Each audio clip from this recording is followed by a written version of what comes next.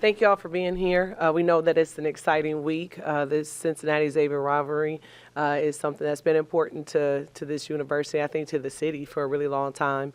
Of course, having been in it as a player, a GA, an assistant coach, and a head coach, I am pleased that it still exists. A lot of things kind of go away, as years and even decades go by. But I love what this game means in terms of basketball in the city, and we're excited to play in this game on Sunday. Questions for Coach? What were your emotions like last year? Not being a player and being a coach instead, and kind of looking in on the rivalry from a different perspective.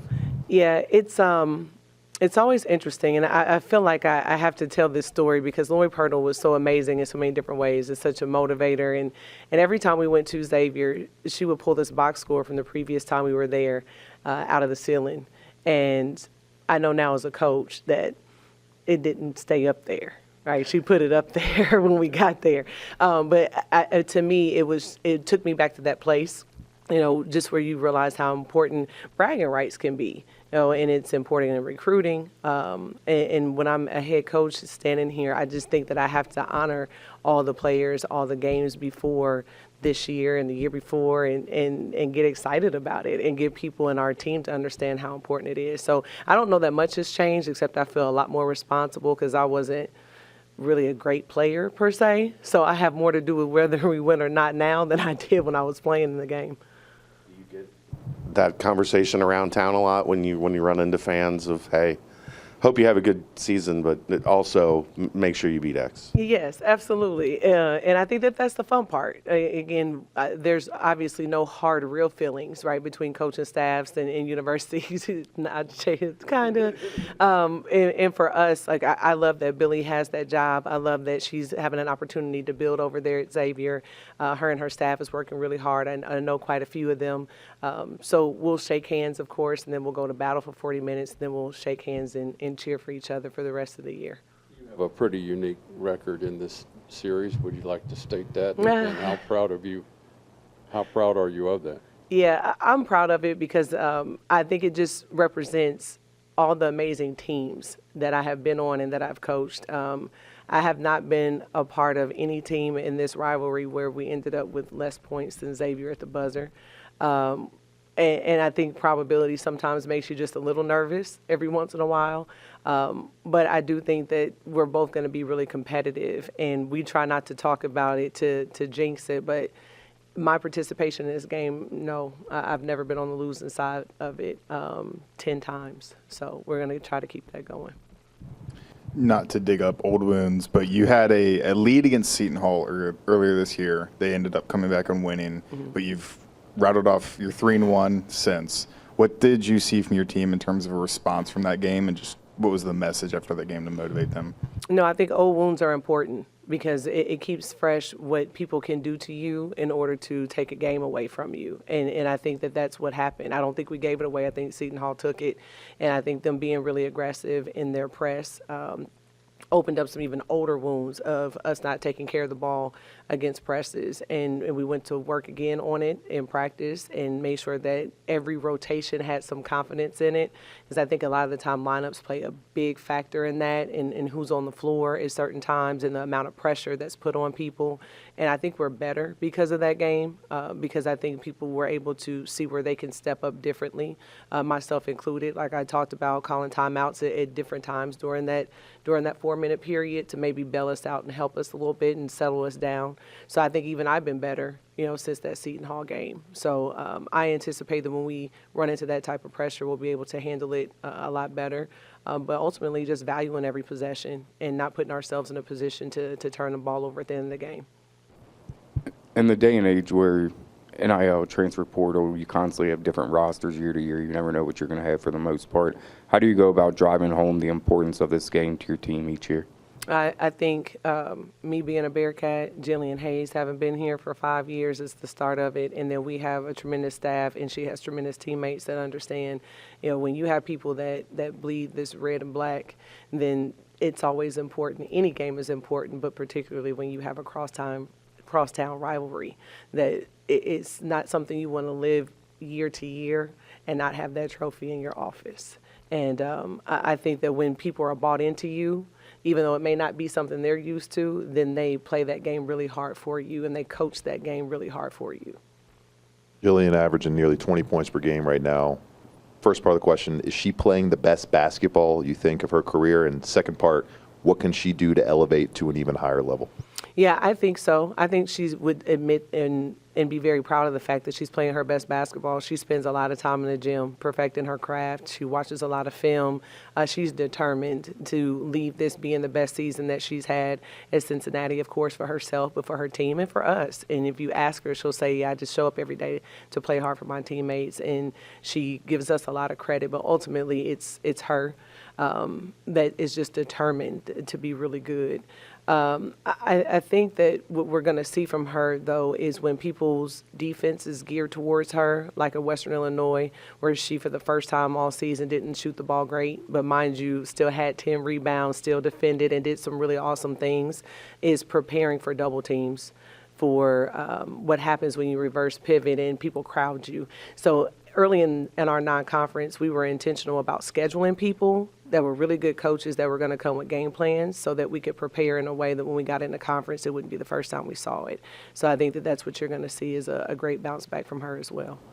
With the rivalry being so intense, are you doing anything different this week just so the team isn't getting too high or too low? Because the game is a game of runs, of course, but just are you doing anything different this week?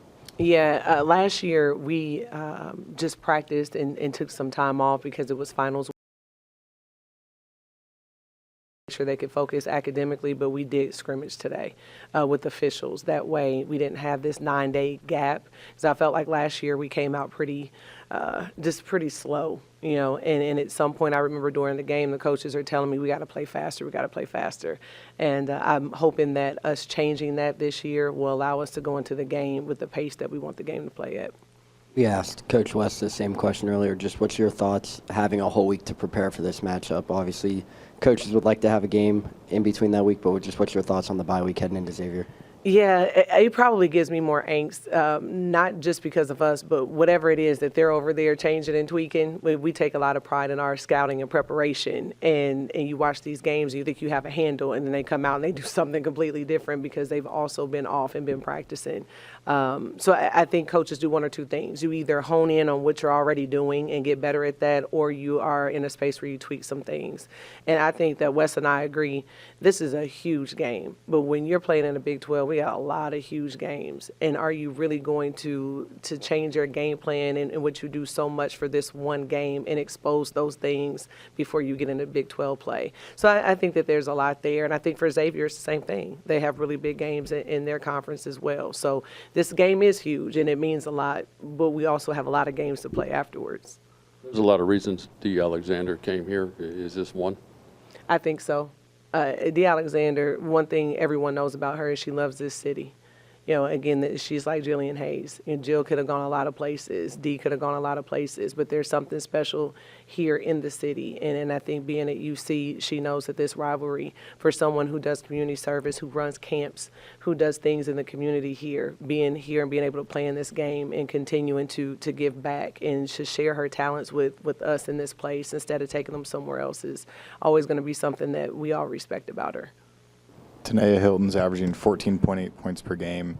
How have you seen her kind of hit the ground running since getting to UC, and is she maybe even exceeding expectations of what you were looking forward to from her? We felt like we did a great job evaluating her from the portal, just the film, and what we thought she was capable of doing.